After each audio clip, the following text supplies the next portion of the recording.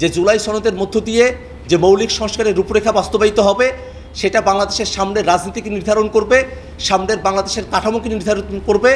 সেই ব্যাপারে যদি কেউ শুধুমাত্র সংসদের উপরে নির্ভর করতে চায়, সেক্ষেত্রে অবশ্যই আমরা মনে করব যে আমাদের এই যে গোটা আলোচনা, ঐক্যমতের আলোচনা, সে আলোচনা অবশ্যই কার্যকর হবে না। সেক্ষেত্রে আমাদের পরামর্শ হলো অবশ্যই বাংলাদেশের নতুন কাঠামোকে বাস্তবায়ন করতে, নতুন বন্দোবস্তকে বাংলাদেশের রাজনীতির জন্য কার্যকর করতে গণপরিষদ নির্বাচন আয়োজন করতে হবে। গণপরিষদ নির্বাচন আয়োজনের মধ্য দিয়ে সেখানকার আলাপ আলোচনা, তর্ক এবং নানা ধরনের ঐক্যমতের ভিত্তিতে নতুন একটি সংবিধান প্রণয়ন করে এই সংস্কারের যে প্রস্তাবনাগুলো আছে সেগুলোকে কার্যকর করতে হবে।